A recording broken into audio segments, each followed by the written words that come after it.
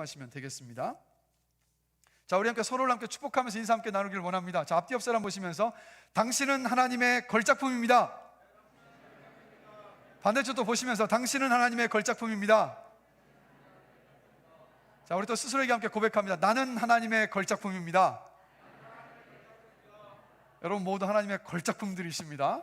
너무 아름다우시고 너무 멋지시고 또 주님께서 여러분을 향해서 갖고 계신 인생의 계획이 있습니다.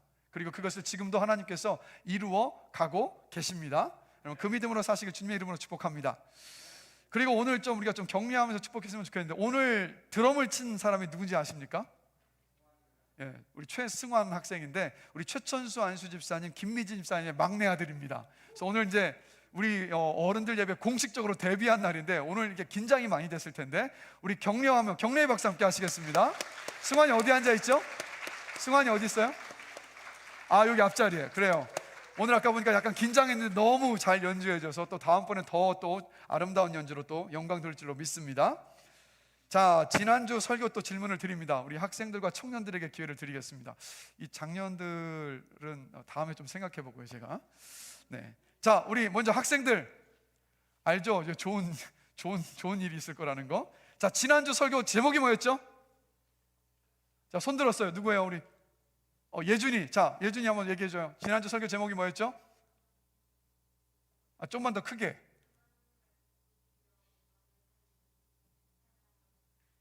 맞습니다. 예. 오늘 좋은 선물이 갈 겁니다. 자, 우리 청년들에게 질문합니다.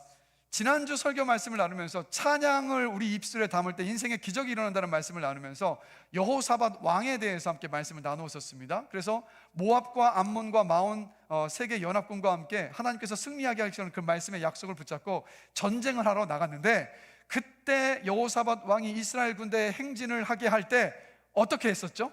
가장 맨 앞에 누구를 두었었습니까? 우리 청년들께 질문하는 거예요. 어떻게 했죠? 맞습니다. 찬양대를 앞서서 했습니다. 우리 시목사님 형정이도 지금 답변을 했습니다. 네, 그래서 좋은 일이 있을 겁니다. 네, 제가 왜 이렇게 계속 말씀을 드리냐면, 그러니까 좀 말씀에 좀 더 집중해서 들으시라는 뜻으로 계속해서 제가 질문을 드리는 겁니다. 그래서 지난주 이왕 말씀이 나왔으니까 찬양이 예배에서 중요한 이유 세 가지가 있었습니다. 첫 번째는 하나님께서 우리의 찬양을 기뻐하시기 때문이고요. 두 번째는 우리의 찬양 중에 하나님께서 임재하시기 때문이고요. 세 번째로는 말씀을 향해서 찬양이 우리의 마음을 열게 하기 때문에 예배에서 찬양이 중요합니다. 그래서 우리의 예배는 언제부터 시작됩니까? 찬양하는 시간부터 예배는 시작됩니다. 그래서 오늘 보니까 그래도 찬양하는 시간에 그 전주보다는요 더 많은 분들이 자리에 앉아 계시더라고요. 그래서 다음 주에는 한 분도 빠짐없이 찬양하는 시간부터 온전히 예배드리게 되시길 주님의 이름으로 축복합니다. 말씀을 함께 나누겠습니다.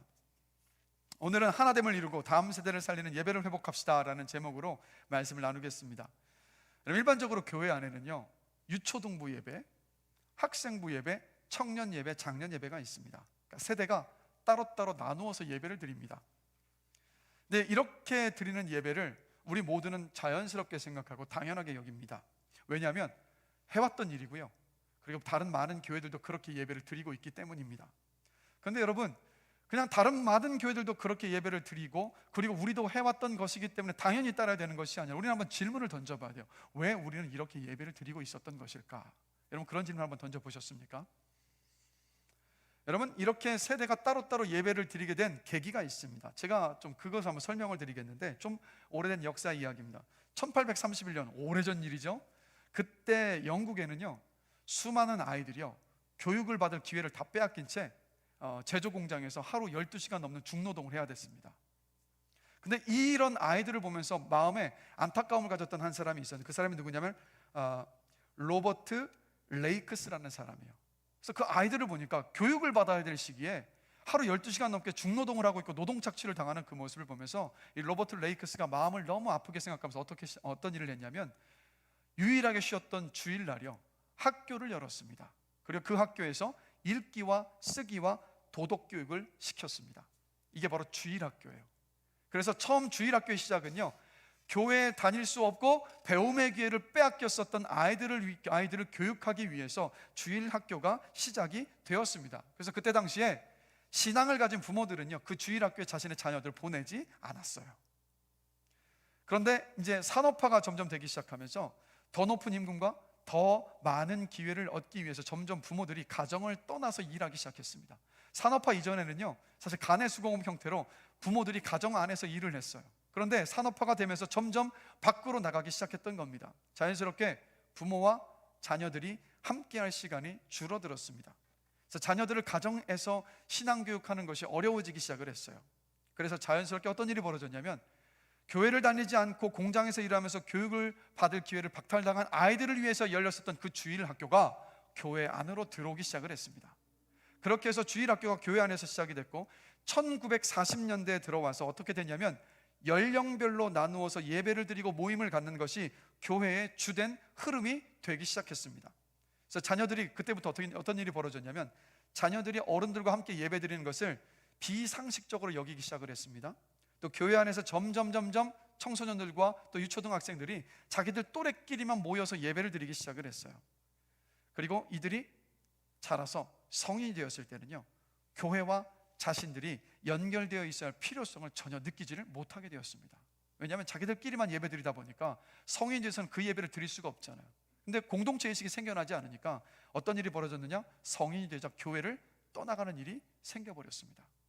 그래서 시간이 흘러서 1980년대가 돼서 이렇게 교회를 떠났던 세대를 교회로 돌아오게 하는 무브먼트가 일어나기 시작했어요, 교회들 안에. 그래서 그들이 교회를 떠났던 이들이 교회에 오면 환영받고 편안하고 즐겁게 그리고 가치 있게 여겨지는 분위기를 만들기 위해서 모든 교회들이 최선을 다했습니다. 특히 교회에 오면 자녀에 대한 책임과 성가신 양육에서 자유롭게 해주는 이 프로그램들이 개발이 되고 제공이 되었어요. 그래서 이 시기에 어린이 사역과 청소년 사역이 급격하게 발전했습니다. 그러면서 점점 어떤 일이 벌어지냐면, 점점 부모와 자녀가 함께 예배드리고 영적인 교감을 나누는 기회가 사라지기 시작을 했어요. 부모들은요, 자녀 신경 쓰지 않고 편안하게 예배를 드릴 수 있어서 좋았고요, 자녀들은요, 부모 눈치 보지 않고 자기들끼리만 모여서 예배 드릴 수 있어서 좋았던 겁니다. 그러나 문제는 역시 어디에서 나타나냐면, 자녀들이 자라나서 성인이 되었을 때 문제가 나타나기 시작했어요. 성인이 될 때까지 자기들끼리 모여서 자기들에게 모든 것이 맞춰져 있는 예배를 드리면서 그것에 익숙해졌습니다. 교회 안에서 다른 어른들 그룹들과 만날 기회가 전혀 없었습니다. 어른들과 함께 예배를 드리던 경험도 없었어요. 공예배에서 일어나는 예전과 음악과 또 그 공간에서 느껴진 어떤 느낌과 감동들, 환경, 그리고 어른 성도들과의 연결점이 전혀 없었던 겁니다. 그래서 주일의 어른 예배는, 공예배가 무엇이 되어버렸냐면, 그냥 자라나는 우리 자녀 세대에게는 외계의 장소가 되어버렸어요. 우리와는 다른 곳, 나는 함께 할 수 없는 곳이 되어버린 거예요. 그래서 이 아이들이 자라나고 나니까 어린이 프로그램에도 참여할 수 없고 청소년 프로그램에도 참여할 수가 없게 됩니다. 그렇게 되니까 어떻게 되어버렸냐면, 교회를 떠나기 시작했어요. 왜냐하면 내가 이 공동체 안에 소속감을 전혀 느끼지 못했기 때문에. 근데 여러분, 미국 교회의 영향을 받은 한국 교회도 유사합니다. 지금 우리가 세대가 함께 모여서 예배를 드리지만, 작년까지 절기 때라든가 아니면 매달 마지막 주에 드렸었던 이 전체 세대 통합 예배를 생각해 보면, 우리 학생들, 청년들 중에는 이 예배에 오지 않는 청년들 많았습니다. 그 이유가 뭘까요? 소속감을 느끼지 못하기 때문에, 그 예배를 경험해 보지 못했었기 때문에. 이게 바로 세대가 따로따로 드렸었던 예배 속에서 나타났었던 문제였습니다. 여러분, 지금 우리나라의 모든 교회를 보시면, 제가 지지난주에도 말씀을 드렸지만 우리나라 중고등학생들 복음화율이 2%입니다. 한국 교회 안에서 다음 세대가 점점 사라지고 있어요. 여러분, 전통이 분명히 필요합니다. 그러나 맹목적으로 전통이기 때문에 우리가 따라야 하는 것은 아닙니다. 유초등부, 학생부, 청년부, 장년 예배를 따로 드리는 것이 해왔던 것이기 때문에 따라야 하는 것도 아니에요. 다른 교회들이 그렇게 예배를 드리고 있기 때문에 우리 교회도 그렇게 예배를 드려야 하는 것도 아닙니다. 우리의 기준은요, 무엇입니까 여러분? 우리의 기준은 성경이에요. 하나님께서 우리가 드리는 예배에 대해서 무엇이라 말씀하시는지 우리는 그것을 살펴야 되고, 그 말씀을 따라야 하는 것이 저와 여러분들이 해야 되는 일인 줄로 저는 확신합니다. 성경이 우리의 기준이 되어야 돼요. 그러면 그리고 무엇보다도요, 교회는요, 여러분 이것을 아셔야 돼요. 예수님께서 하늘로 올라가시면서 이 땅에 남겨주신 유산이 바로 교회고, 교회의 머리가 예수 그리스도이시기 때문에 우리는 주님께서 하셨던 말씀 안에서 우리가 어떻게 예배를 드려야 하는가, 우리는 찾아야 되고 그 말씀 앞에 순종해야만 하는 겁니다. 그럼 한번 생각해 볼게요. 구약 성경을 보면 이스라엘 백성들이 예배를 드릴 때는요, 예배와 절기와 중요한 행사와 심지어는 국가적으로 심각한 위기의 순간에도요, 온 세대가 함께 모였습니다. 모세가 죽기 전에 고별 설교를 할 때 이렇게 말을 합니다. 신명기 29장 10절에서 12절입니다. 우리 다 함께 한 목소리로 한번 읽어보겠습니다. 오늘 너희 곧 너희의 수령과 너희의 지파와 너희의 장로들과 너희의 지도자와 및 내 진중에 있는 객과 너를 위하여 나무를 패는 자로부터 물 깃는 자까지 다 너희의 하나님 여호와 앞에 서 있는 것은 내 하나님 여호와의 언약에 참여하며. 자, 보십시오. 너희의 수령과 지파와 장로들과 너희의 지도자와 이스라엘 모든 남자와 너희의 유아들과 너희의 아내와 진중에 있는 모든 객들이 함께 모여서 모세가 전하는 하나님의 말씀을 들었습니다.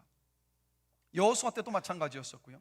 그리고 아까도 여호사밧 왕에 대해서 제가 다시 설교 말씀 확인하면서 질문을 드렸었지만, 이 남유다의 여호사밧 왕 때 모압과 암몬과 마온 세 개의 연합군이 이 남유다를 쳐들어왔습니다. 이 싸움은 싸우기도 전에 진 전쟁이었어요. 이때 여호사밧이 어떻게 합니까? 온 이스라엘 백성들의 금식을 선포했습니다. 그리고 함께 모여서 하나님께 기도했어요. 이때 성전에서의 모습을 역대하 20장 13절을 보면 이렇게 기록하고 있습니다. 함께 한번 읽어보겠습니다. 유다 모든 사람들이 그들의 아내와 자녀와 어린이와 더불어 여호와 앞에 섰더라. 이 자리에서 여러분, 이 성전에서 여호사밧은 하나님의 권능과 능력을 찬양했습니다. 원수들을 물리쳐달라고 하나님께 부르짖었습니다. 원수들을 심판해달라고 하나님께 간구했습니다. 그리고 성경 속에 가장 아름다운 기도를 여호사밧이 하나님께 했어요. 역대하 20장 12절입니다. 함께 한 목소리를 읽겠습니다. 우리가 대적할 능력이 없고 어떻게 할 줄도 알지 못하옵고 오직 주만 바라보나이다. 오직 주님만 바라보는 기도를 드렸기 때문에 하나님의 그 기도의 응답이 너무도 빨랐습니다. 하나님께서 그 성전에 함께 있었던 선지자 야하시엘에게 임하셔서 이렇게 하나님의 말씀을 전하셨습니다. 역대하 20장 15절입니다. 함께 읽겠습니다. 너희는 이 큰 무리로 말미암아 두려워하거나 놀라지 말라. 이 전쟁은 너희에게 속한 것이 아니요 하나님께 속한 것이니라. 아멘. 하나님께서 여호사밧의 기도를 들으시고 선지자 야하시엘을 통해서 이렇게 응답하셨던 거예요. 그리고 말씀대로 다음 날 모압과 암몬과 마온 연합군이 서로를 알아보지 못한 채 서로 치고받고 싸우는 가운데서 괴멸당해 버렸습니다. 한번 생각해 보십시오. 얼마나 여러분 감동적인 날입니까? 살기 등등한 적의 위협 가운데 있었는데 아이들, 부모, 삼촌, 숙모, 사촌, 조부모, 이모, 형제, 자매, 이웃, 친구들 모두가 다 성전에 모여서 하나님께 도움을 구하는 왕의 기도를 들었습니다. 선지자를 통해서 왕의 기도를 들으시고 응답하여 주시는 하나님의 음성을 그들이 듣고 보았습니다. 다음 날이 되었을 때는 하나님께서 응답을 주셨던 대로 하나님께서 역사하셔서 모압과 암몬과 마온의 연합군들을 물리치는 모습들을 그들이 두 눈으로 지켜보고 있었던 거예요. 이 회중이 그날의 성전에서 드렸던 예배를 통해서 일어난 이 사건은 여러분 영원히 기억되었고, 그리고 당시에 태어나지 않은 세대들과 그리고 오늘날까지 우리에게도 이때의 일들이 지금 전해지고 있는 모습을 봐요. 그리고 또 요엘서 2장 15절 16절 오늘 본문의 말씀이죠. 자, 이 말씀 속에서 예배를 드리는 이스라엘 백성들을 향해서 또 이렇게 말씀하고 있습니다. 함께 읽겠습니다. 너희는 시온에서 나팔을 불어 거룩한 금식일을 정하고 성회를 소집하라. 백성을 모아 그 모임을 거룩하게 하고 장로들을 모으며 어린이와 젖 먹는 자를 모으며 신랑을 그 방에서 나오게 하며 신부도 그 신방에서 나오게 하고. 뭐라고 말씀합니까? 어린이와 젖 먹는 자까지 모두 함께 모여 하나님 앞에 예배하라고 말씀하고 있어요. 그리고 더 시간이 흘러서 남유다는요 기원전 586년에 바벨론에 의해서 멸망을 당했습니다. 그리고 많은 남유다의 백성들이 바벨론으로 포로로 끌려갑니다. 75년 만에 포로 생활을 끝내고 예루살렘으로 이들이 돌아왔습니다. 이때 제사장 에스라가 남자나 여자나 알아들 만한 모든 사람들 앞에서 하나님의 말씀을 선포하고 가르쳤습니다. 그리고 얼마 지나지 않아서 예루살렘 성벽을 재건했습니다. 그때 모든 이스라엘 백성들이 찬양하면서 예배드리면서 함께 기뻐했어요. 그때의 모습을 느헤미야 12장 43절에서 이렇게 기록하고 있습니다. 다 함께 읽겠습니다. 부녀와 어린 아이도 즐거워하였다. 자, 이렇게 보면 구약 성경의 이스라엘 백성들은요, 남녀노소 모두 모여서 공동체로 하나님을 예배했습니다. 함께 하나님을 예배하면서 하나님이 누구신지, 사랑하는 백성들을 향해서 그 하나님께서 어떤 일을 하셨는지를 부모 세대가 자녀 세대에게 가르치고 전하는 일들이 예배를 통해서 이루어졌다는 거예요. 이게 구약 시대의 모습입니다. 그러면 신약 시대는 어땠을까요? 신약 성경에서는 어땠을까요, 여러분? 자, 우리 유초등부 아니죠. 우리 학생들에게 질문합니다. 여러분, 오병이어 사건 다들 아시죠? 우리 학생들 다 알죠? 오병이어 사건이요. 자, 그러면 오병이어 사건이 뭐죠? 자, 이것도 설명하는 친구엔 좋은 일이 있습니다. 오병이어 사건이 뭐죠? 아니, 우리 슬아하고 승기는 대답할 법도 한데 대답을 안 하네요. 오병이어 사건이 뭡니까, 여러분? 예수님께서 떡 5개와 물고기 2마리로 2만 명이 넘는 사람들을 먹이신 사건이 오병이어 사건입니다. 자, 그럼 질문 퀴즈 드릴게요. 어른들도 답하실 수 있습니다. 자, 그때 떡 5개와 물고기 2마리를 가져온 사람은 누굽니까? 누구죠? 어린 아이였어요. 무엇을 말하냐면, 이때 예수님의 그 메시지를 들을 때 어린 아이들까지 포함해서 모든 세대가 나와서 예수님의 말씀을 듣고 있었던 겁니다. 그리고 우리 예수님은 예수님께 다가오는 어린 아이들을 절대 뿌리치지 않으셨고 어떻게 하셨습니까? 안수하셨고 축복하셨어요. 항상 어린 아이들이 주님과 함께 했습니다. 그래서 초대교회를 보면 가정에 모여서, 가정교회에서 온 세대가 모여서 함께 예배드렸습니다. 세대를 가리지 않고 모두 함께 모여서 떡을 떼며 말씀을 나누고 함께 찬양했고 함께 기도했어요. 그래서 자녀들은 어른들과 함께 예배를 드리면서 어른들의 구체적이고 실제적인 어떤 믿음의 헌신을 직접 두 눈으로 봤습니다. 그리고 배웠어요. 그래서 이렇게 가정에서 모여 예배를 드렸던 초대교회는요, 예를 들면 사도 바울의 편지가 오면 온 세대 앞에서 사도 바울이 썼던 그 편지를 낭독을 했습니다. 전 세대 앞에서 말씀을 읽은 거죠. 대표적으로 예를 들면 에베소서 5장 22절을 보면 이렇게 말씀합니다. 아내들이여 자기 남편에게 복종하기를 주께 하듯 하라. 아내를 향한 권면이죠. 에베소서 5장 25절입니다. 남편들아 아내 사랑하기를 그리스도께서 교회를 사랑하시고 그 교회를 위하여 자신을 주심과 같이 하라. 남편을 향한 권면의 말씀입니다. 또 에베소서 6장 1절입니다. 자녀들아 주 안에서 너희 부모에게 순종하라. 이것이 옳으니라. 자녀를 향한 권면이에요. 에베소서 6장 4절입니다. 또 아비들아 너희 자녀를 노엽게 하지 말고 오직 주의 교훈과 훈계로 양육해라. 부모를 향한 권면입니다. 바울은요, 왜 이렇게 편지를 썼겠습니까? 왜 이렇게 말씀을 기록했겠습니까? 의뢰이 그냥 이 말씀을 편지로 쓸 때 모든 세대가 함께 모여서 예배 드리고 있을 것을 전제하고 사도 바울은 편지를 썼던 겁니다. 그래서 신약 성경을 보면요, 우리는 요즘에 유초등학생들, 학생들이 다 함께 모여서 예배 드릴 때 여러 가지를 고민을 해요. 유초등부 아이들이 예배에 집중할 수 있도록 막 움직이지 않을 수 있도록 뭔가 할 수 있는 크래프트를 준비해야 된다, 읽을 거리를 줘야 된다, 이래저래 고민을 참 많이 해요. 근데 여러분, 신약 성경을 보면요, 모든 자녀 세대들이 함께 예배 드리는 것에 대한 지침을 찾을래야 찾을 수가 없습니다. 어떤 곳에서도 자녀들과 함께 예배 드릴 때는 이렇게 해야 한다라는 말씀을 찾아볼 수가 없어요. 그 이유가 뭘까요? 신약 성경 안에서, 신약 시대 초대교회 안에서는요, 자녀 세대들이 함께 모여서 예배 드리는 것이 그냥 너무 당연했고 너무 자연스러웠기 때문에 다른 어떤 지침이 필요하지를 않았어요. 초대교회 모든 성도들은 언제나 자녀 세대들과 어른 세대들 모두가 함께 모여 예배 드렸고 그것이 너무도 자연스러웠던 겁니다.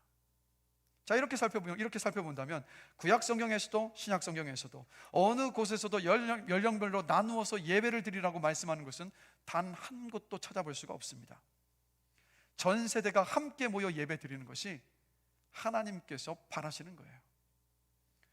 근데 여러분, 초대교회 이후에 1600년 동안 이 땅의 모든 교회는요, 전 세대가 함께 모여 예배 드렸습니다.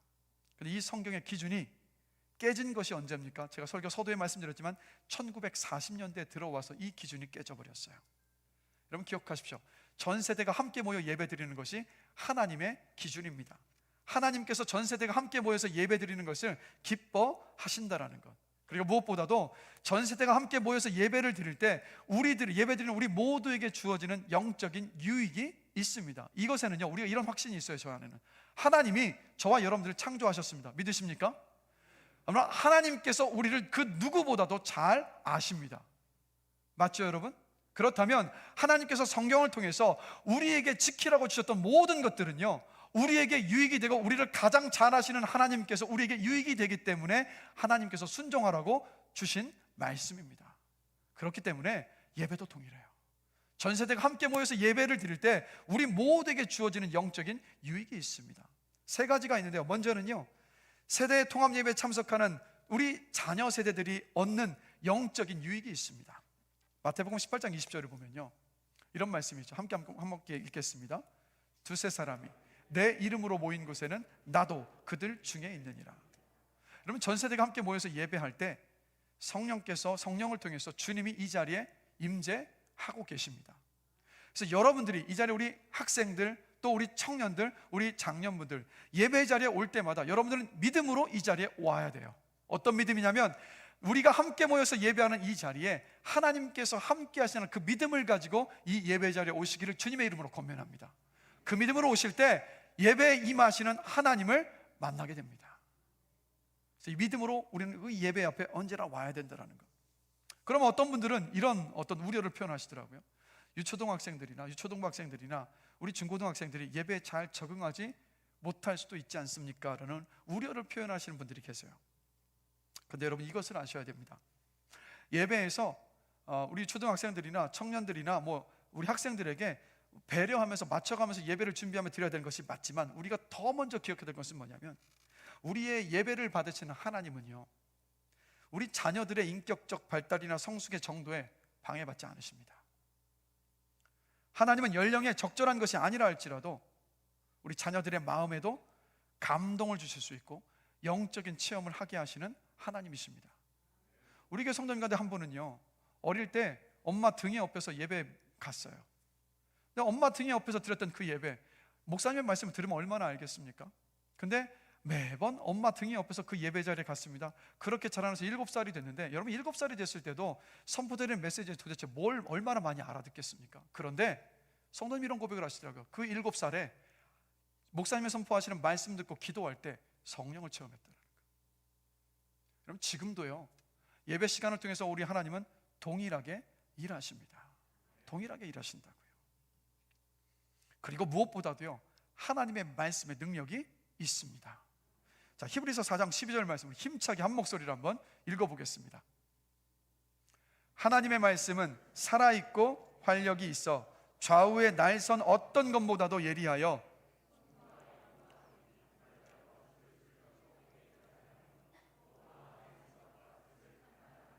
아멘. 이게 말씀의 능력입니다, 여러분. 그래서 성령께서 진리의 말씀을 깨닫게 하시고 들리게 하시고 알게 하여 주십니다. 그래서 성령께서 이 자리에서 일하실 때 진리의 말씀이 들리고 깨달아지는 그 역사가, 그 은혜가 일어난다라는 거예요. 이 자리에서 예배드리고 있는 우리 중고등학생들 조금 미안한데요, 지난 3주 동안, 오늘까지 4주째 우리가 전세대가 모여서 함께 예배를 드리고 있는데, 제가 지난 3주 동안 예배를 드리면서 우리 중고등학생들이 주로 이쪽에 앉아 있었거든요. 근데 이제 중고등학생들을 볼 때마다 제가 시험 들 뻔했어요. 왜냐하면 말씀을 듣고 있는 건지 아닌지 도무지 알 수가 없는 거야. 반응도 없고, 죄송해요, 마치 그냥 좀비처럼 이렇게 크게 앉아 있는 거예요. 그래서 볼 때마다 내가 지금 말씀을 잘 못 준비한 것 같다, 이 마음에 막 계속 마음이 왔다 갔다 하는 겁니다. 그래서 이 지난 3주 동안 예배가 끝나고 나면 제가 스스로 고백하고 결단했던 것이 뭔지 아세요? 이런 고백과 결단을 하며 또 기도했어요. 하나님께, 내가 말씀을 더 쉽게, 더 재밌게 전해야만 돼. 어떻게든 우리 학생들한테, 청년들에게 말씀이 들리게 해야만 돼. 하나님, 저를 좀 도와주십시오. 내가 더 기도해야 돼. 이런 다짐과 결심을 예배 끝나자마자 매주 했습니다. 매주 했는데, 그러니까 마음 안에 이제 이게 뭔가 고민이 많이 생겼던 거죠. 그런 중에 한 성도님이, 여러 성도님들에게 얘기를 전해 들었는데, 먼저는 한 성도님이 이런 말씀을 하시는 거예요. 예배 마치고 집에 가서 우리 아이가 하는 말이, 목사님이 내가 궁금했던 모든 것들을 그 설교 시간에 콕 집어서 설명을 해주셨다라는 거예요. 또 어떤 성도님 하는 말씀이, 아이를 집에 데려주다 보니까 아이가 하는 말이, 왜 성전에 가서 예배 드려야 되는지 그 설교를 통해서 정확히 알 수 있었어요라는 고백을 하더라는 겁니다. 이야, 제가 이 얘기를 전해 듣자마자 얼마나 기뻤던지요. 무엇 때문에 기뻤냐면, 말씀을 듣고 있구나. 그 사실 때문에. 저는 지금도요, 우리 학생들은 미안해요, 오늘도 똑같아요. 그러나 저는 이제 다시 안 넘어집니다. 왜냐하면 저래도 듣고 있다는 걸 아니까. 우리 청년들도 똑같아요. 듣고 있다는 걸 제가 아니까. 우리 장년분들도 똑같아요. 여러분들 반응이 별로 없을 때 많은 거 아시죠? 그래서 저는 압니다. 이제는 안 속아요. 여러분 다 듣고 계시다는 거. 그러나 제가 간절히 바라는 것은 뭐냐면, 여러분 예배 드릴 때마다 말씀이 들리고 깨달아지는 은혜가 여러분들에게 임하기를 주님의 이름으로 간절히 기도합니다. 그래서 존 파이퍼가 이런 말을 했습니다. 아이들은 우리가 생각하는 것보다 더 많이 배웁니다. 자녀들은 가치 있는 것을 엄청난 양으로 흡수합니다. 그러나 자녀들이 지루하다고 말하는 것도 사실입니다. 설교의 대부분이 그냥 머리를 스쳐감에도 불구하고 자녀들은 주목할 만한 것을 듣고 기억합니다. 여러분 이것을 아셔야 돼요. 잘 알아듣지 못한다 할지라도 들었던 그 말씀들은요, 우리 마음에 쌓입니다. 그리고 어느 시기가 되면 그 들었던 말씀들이 믿음으로 승화되는 시기가 반드시 와요. 성령 안에서 들었던 모든 말씀이 꿰어지는 순간들이 반드시 옵니다. 그렇기 때문에 우리 부모 세대들은요, 우리 자녀들과 함께 예배를 함께 드릴 때 말씀이 들리고 깨달아지는 그 은혜를 달라고 우리는 끊임없이 기도해야 하는 거예요. 그리고 이렇게 전 세대가 함께 모여서 예배하면서 우리 자녀 세대들은요, 부모와 어른들이 예배를 드리는 모습을 보면서 영향력을 받습니다. 부모와 어른들이 고개를 숙이고 열정적으로 기도하는 모습을 봅니다. 손을 들고 두 팔을 들고 찬양하는 모습을 봅니다. 그 모습을 보면서 우리 자녀 세대들은요, 예배의 감격이 무엇인가를 경험할 수 있어요. 또 설교를 집중해서 들으면서 아멘 하면서 또 설교를 요약하면서 메모하는 부모와 어른들의 모습을 보면서 하나님의 말씀을 향한 간절함을 봐요.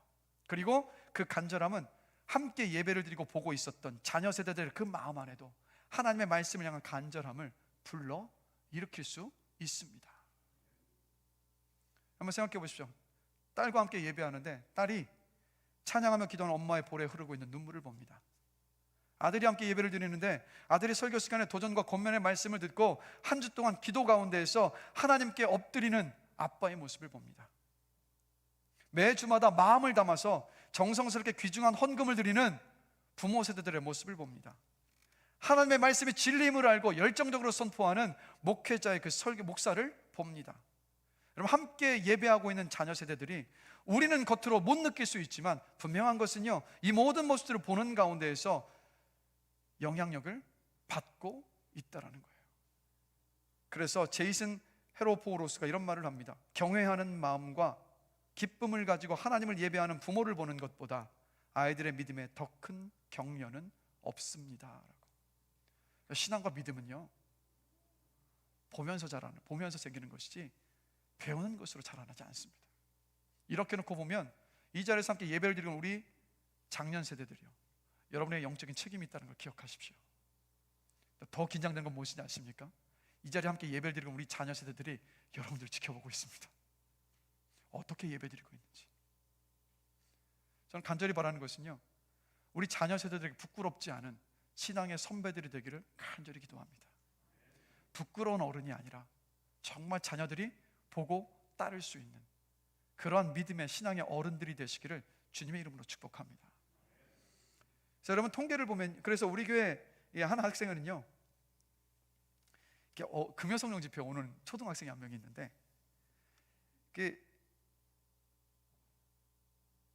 함께 예배를 드리는데 엄마가 설교를 메모하면서 듣는 모습을 보고 고사리 같은 손으로 그 아이도 설교를 메모하면서 들어요. 또 우리 교회 한 학생은 또 이런 고백을 합니다. 어른들과 함께 예배를 드리면서 자기들끼리만 모여서 예배를 드릴 때보다 더 진지하고 엄숙하게 예배 드리는 것이 무엇인가를 듣고 경험하고 있다고. 또 한 학생은요, 주일날 부르는 찬양을 자기가 피아노를 치면서 부르고 싶어서 피아노 레슨을 받으려 하는 학생들도 있더라고요. 이게 뭘 말합니까? 전 세대가 함께 모여서 드리는 예배 시간을 통해서 받는 영적인 영향력을 보여주는 것 아니겠습니까? 그래서 통계를 보면 부모와 어른들과 함께 예배 드렸던 자녀 세대들은요, 장성에서 집을 떠난 후에도 교회 활동에 적극적으로 참여합니다. 왜냐하면 함께 예배를 드리면서 자신들이 그 교회 공동체의 일원이라는 것을 배웠기 때문에. 그래서 교회는 또 모든 세대가 모여서 함께 예배 드리는 곳이라는 것을 배웠기 때문에 교회를 떠나지를 않아요. 그래서 여러분 이것을 기억하십시오. 다음 세대, 자녀 세대의 신앙 교육은요, 함께 예배하는 것에서 시작됩니다. 이것을 살려나갈 수 있는, 회복시키는 저와 여러분이 되기를 주님의 이름으로 간절히 기도합니다. 두 번째로 세대 통합 예배는요, 영적인 친밀도를 높여줘요. 가정 안에서, 그리고 교회 공동체 전체 안에서. 이 자리에서 예배 드리는 대부분의 우리 어른들은요, 이 한 주일간의 대부분의 시간을 어디에서 보내십니까? 직장에서 보냅니다. 그리고 우리 자녀들은 또 어디서 보냅니까? 학교와 학원에서 대부분의 시간을 보냅니다. 그래서 이렇게 각자가 일주일 동안 각자의 삶을 살다가 주일날 함께 모여서 교회로 옵니다. 근데 올 때만 함께 오고요, 교회에 도착하자마자 어떻게 됩니까? 부모님은 어른 예배로 가고요, 첫째는 청년 예배로 가고, 둘째는 학생부 예배 가고, 막내는 유초등부 예배로 갑니다. 그리고 예배를 다 끝나고 나면 또 그때 또 함께 모여서 함께 차를 타고 집으로 돌아가요.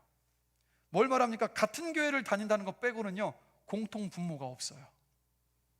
그냥 각자 신앙생활을 따로따로 할 뿐이라는 거예요. 분명히 효민교회는 한 교회인데 한 지붕 네 교회예요.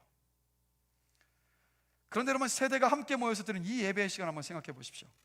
같은 시간에 같은 장소에서 함께 찬양하고 함께 말씀을 듣고 함께 기도합니다. 이렇게 예배를 드리고 나서 집으로 돌아가면 이제는 무엇이 생깁니까? 부모와 자녀 사이에 영적인 접촉점이 생길 수 있어요. 들었던 말씀을 통해서 이야기를 나눌 수 있고, 오늘 예배 속에서 느꼈던 어떤 것들을 가지고 함께 이야기를 나눌 수 있지 않겠습니까? 제가 몇 주 전에 말씀드렸는데 우리나라의 부모와 자녀들 간의 평균 대화 시간이 몇 분입니까? 7분이요 7분. 가만히 생각해보니까 이런 대화가 오고 갈 것 같아요. 밥 먹어라? 네. 학교 다녀오겠습니다. 그래, 학교 잘 다녀와. 학교 다녀왔습니다. 응, 잘 다녀왔니? 숙제는 했니? 이제 학원 가야지. 네, 학원 다녀올게요. 학원 다녀왔어요. 그래, 잘 다녀왔니? 그래, 이제 저녁 먹어야지. 네, 자, 이제 씻고 자야지. 네, 잘 자거라. 안녕히 주무세요. 아마 이런 대화들 하면 7분 채워질 것 같아요. 혹시 이런 대화만 오고 가고 있으면 문제의 심각성을 인지하셔야 돼요. 부모와 자녀 사이에 교감이 전혀 없다는 얘기니까. 그런데 여러분, 함께 예배하게 되면 가정 안에서 설교 말씀과 한 주간의 삶을 통해서 서로 대화할 수 있는 기회가 생겨나요. 몇 주에 또 얘기하시더라고요. 제가 설교 중에 부모님들 자녀들에게 잔소리하지 마시고 격려해 주십시오라는 말씀을, 주 메인은 아니었지만 그걸 잠깐 지나가는 말로 제가 말씀드렸더니, 예배를 마치고 나서 집에 돌아가자마자 성도님의 자녀 한 명 이렇게 얘기하더라고요. 엄마, 오늘 목사님이 잔소리하지 말라는 말 들었죠? 이 얘기를 하더라는 거예요. 그러면서 이제 이 성도님은 그 자녀가 하는 말이, 야, 근데 목사님 주 메시지 포인트는 그게 아니었던 것 같은데? 이러면서, 그러나 대화할 수 있는 계기가 생기는 건 아니겠어요? 또 이렇게 말할 수도 있습니다.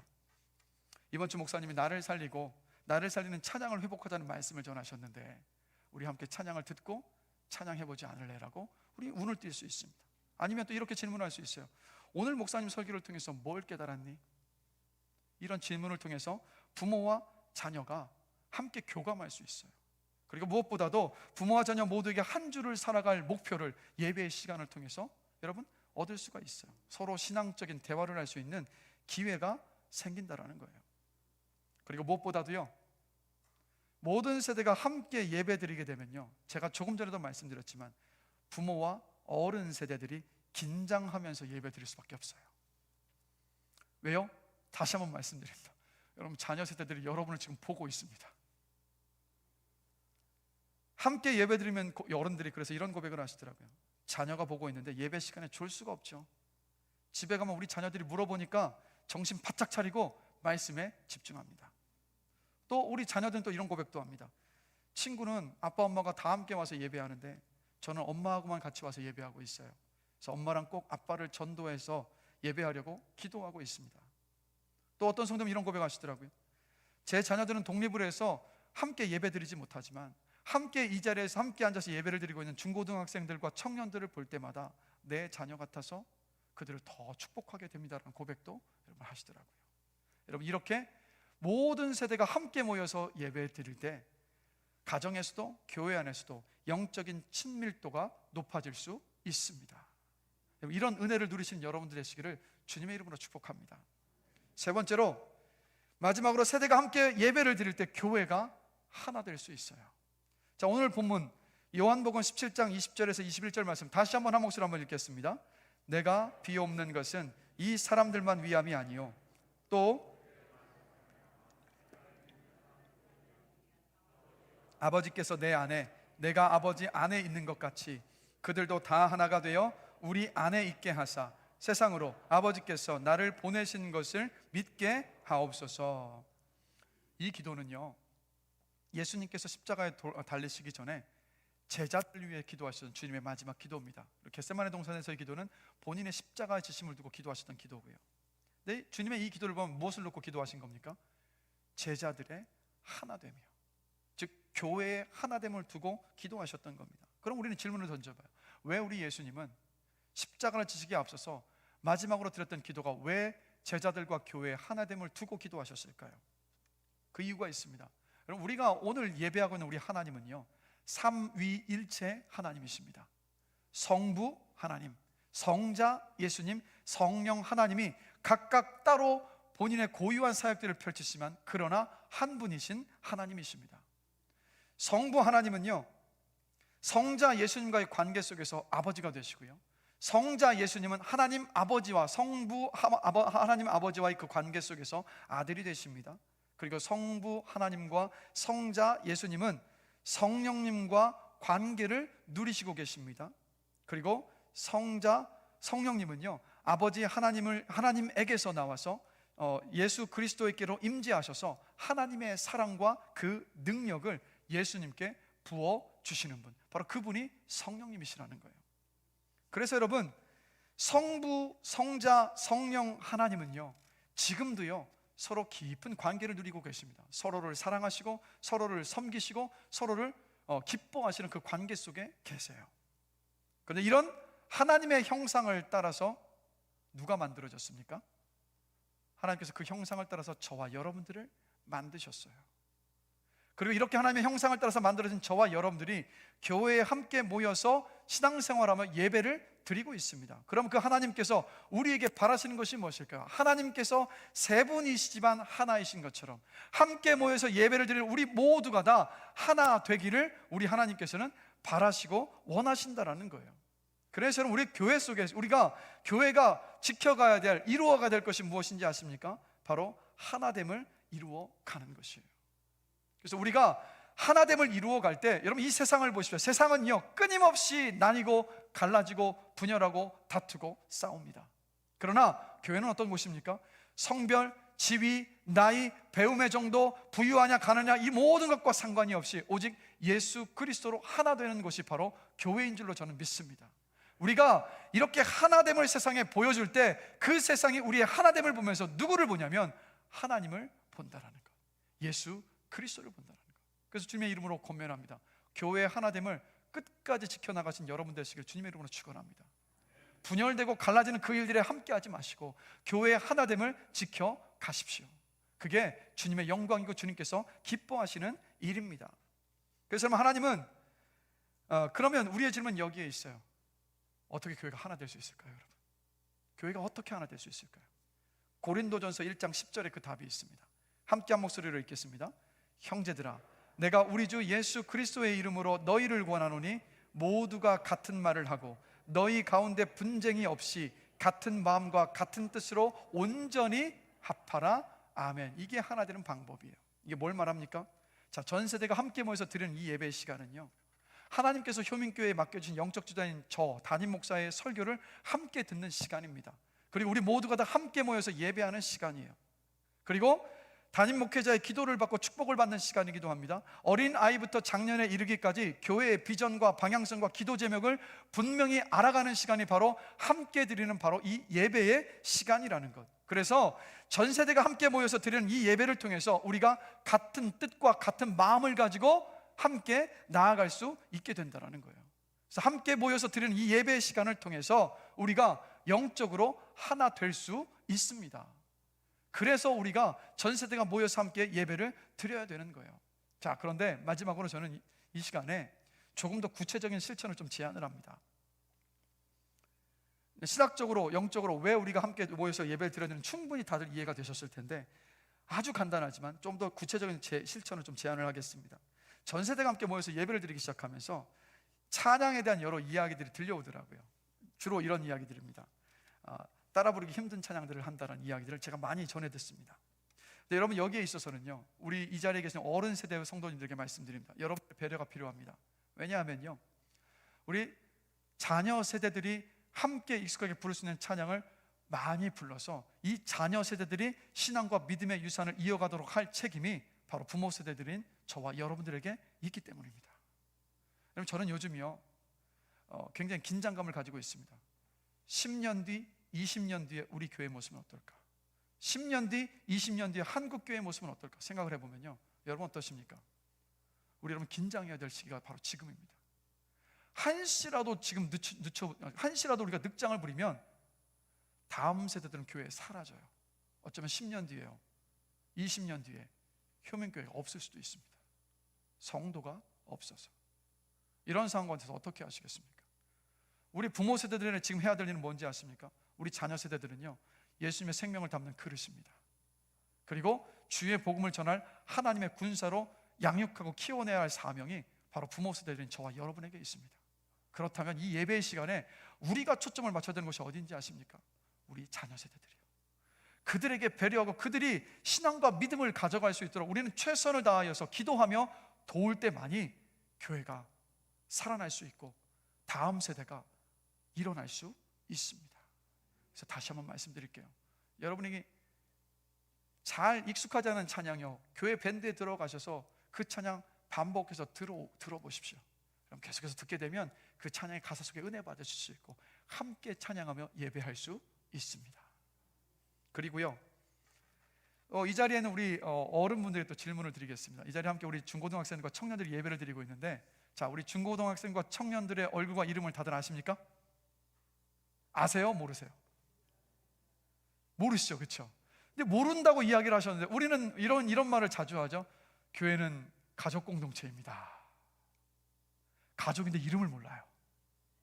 가족인데 얼굴도 몰라요. 가족인데 도대체 무엇은 어떤 고민하고 있는지 전혀 알지를 못해요. 가족 맞습니까? 그러면 이것을 해결할 방법, 아주 간단한 것부터 시작하면 돼요. 인사하는 것부터. 자, 또 질문 드립니다. 우리 어른분들, 오늘 오시면서 청년들과 학생과 인사 나누셨습니까? 아니, 한 번도 안 나누신 거예요? 자, 또 반대로 질문합니다. 우리 학생들, 청년들, 어른들과 함께 인사하셨습니까? 한 명도 안 하는 거예요? 이게 우리 교회 문제라는 거예요, 여러분. 여러분, 인사 너무 간단하고 쉬운 것 아니겠습니까? 그러나 서로를 알아가는 시작은요, 인사부터 시작합니다. 그래서 우리 어른분들, 먼저 인사하기까지 기다리지 마시고 교회 예배에 오셨을 때마다, 학생들을 보실 때마다, 청년들을 볼 때마다, 유초등학생들을 볼 때마다 먼저 인사하십시오. 그리고 우리 청년들, 우리 학생들도 어른들을 보자마자, 교회에 오면 어른들을 만나자마자 누군지 몰라도 먼저 인사하십시오.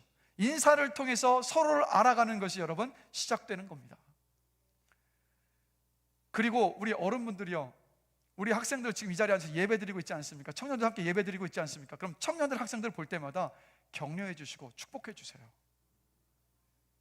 격려해 주시고 축복해 주셔야 돼요. 얼마나 각박한 세상 속에서 격려와 축복을 받을 기회조차 없이 살아가는 우리 자녀 세대들이지 않습니까? 격려와 축복이 너무도 필요해요. 여러분, 우리 금요성령 집회 오는 한 초등학생 아이 한 명은요, 엄마와 함께 그 예배에 빠지지 않고 와요. 오는 이유 가운데 하나가 뭔지 아십니까? 올 때마다 칭찬을 받거든요. 너무 이쁘니까 저도 칭찬하게 되고 기도하게 되고 똑같아요. 우리 자녀 세대들에게 필요한 것은 여러분 질책이 아니에요, 잔소리가 아니에요. 칭찬과 격려가 너무나도 필요합니다. 그래서 말이 나온 김에 우리 자녀 세대, 우리 함께 우리 학생들과 청년들 바라보면서 이렇게 한번 격려하며 칭찬했으면 좋겠습니다. 하나님께서 너희들을 너무 사랑하셔.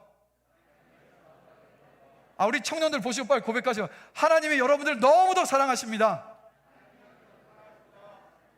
이렇게 칭찬하고 격려하시는 우리 부모 세대들, 어른 세대들 되시기를 주님의 이름으로 축복합니다. 그리고 마지막 한 가지 또 제안을 합니다. 구정이 지나고 나면 헌금 특송을 가정별, 부서별, 목장별로 진행을 하겠습니다. 제가 이제 자진해서 특송을 신청해 주실 지금까지 기다리고 있었는데 앞으로도 안 나올 것 같은 불길한 느낌이 들어서 그래서 구정 연휴가 끝나고 난 다음부터 특송 담당을 우리 사역지원실에서 교역자들이 정한 다음에 알려드리겠습니다. 그 시장은 저희 가정부터 시작하겠습니다. 저희 가정부터 시작해서 우리 목회자 가정, 그리고 장로님들 가정부터 해서 차례대로 진행해 나가겠습니다. 그런데 그냥 특송만 하지 않을 거예요. 어떻게 할 거냐면 특송을 하는 가정, 목장, 부서에 마스크 벗고 찍은 사진을 여기에 화면에 띄울 겁니다. 그리고 특송을 하는 가정이 됐든 어떤 부서가 됐든 이름표를 다 달 거예요. 그래서 이 자리에서 특송을 함께 할 겁니다. 그 이유가 뭐냐면요, 마스크를 쓰고 있어서 누군지는 알 수가 없어. 그래서 막 이렇게 이름표를 달고 함께 사진을 본다면, 저 집 자녀가, 저 장로님, 저 권사님 자녀가 여기였구나, 이걸 우리가 서로 알 수 있지 않겠습니까? 학생부에 저런 아이가 있었구나, 청년에 저런 청년이 있었구나, 서로 알아갈 수 있기 때문입니다. 여러분, 작은 시작이지만 이 작은 발걸음들을 통해서 서로를 알아가며 하나 되는 우리 효민교회가 되기를 주님의 이름으로 간절히 기도합니다. 말씀을 정리하겠습니다. 왜 우리가 함께 모여서 예배해야 합니까? 그 이유는 함께 모여서 예배할 때 다음 자녀 세대를 얻는 영적인 유익이 있기 때문입니다. 두 번째로, 세대 통합을 예배를 통해서 가정과 교회의 영적인 친밀감이 높아지기 때문입니다. 마지막 세 번째로, 함께 모여서 예배할 때 교회가 하나 되기 때문입니다. 이것을 기억하시고 세대 통합 예배를 위해서 기도하시고 이 예배를 세워가신 여러분들 되시기를 주님의 이름으로 축원합니다. 말씀을 마무리합니다. 지난 주일이요, 예배를 마치고 나서 성도님과 다 인사를 나누고 또 VIP 카페에 잠깐 또 볼 일이 있어 갔다가 1층 로비에 가보니까 한 학생이 서 있는 겁니다. 중학생이었습니다. 누군가에서 물어보니까 친구 따라 우리 교회 와서 예배를 드리는 중학생이었습니다. 신앙생활을 이제 시작한 거예요. 인사를 하고 대화를 조금 나누고 이름도 물었습니다. 그리고 나서 그 아이에게 제가 말했어요. 목사님이 너를 위해서 기도해 주고 싶은데 기도 제목이 있니? 그러니까 조금 생각하다 기도 제목을 얘기해 주더라고요. 우리 가정의 평안과 저의 평안을 위해서 기도해 달라고. 그래서 그 아이를 위해서 간절히 축복하면서 기도했습니다. 제가 꿈꾸는 것은 뭐냐면 우리 효민교회가요, 세대 간에 스스럼 없이 기도 제목을 나누고 서로를 위해서 기도해주고 축복해주는 그런 공동체가 되기를 원합니다. 전 세대가 기쁜 일을 함께 나누면서 함께 기뻐하고 슬픈 일을 함께 나누면서 함께 슬퍼하고 위로하는 우리 교회가 되기를 원합니다. 근데 이 모든 시작은요, 전 세대가 함께 모여 드리는 예배로부터 시작됩니다. 효민교회 하나됨을 이루고 다음 세대를 살리는 예배가 회복되기를 주님의 이름으로 간절히 축원합니다.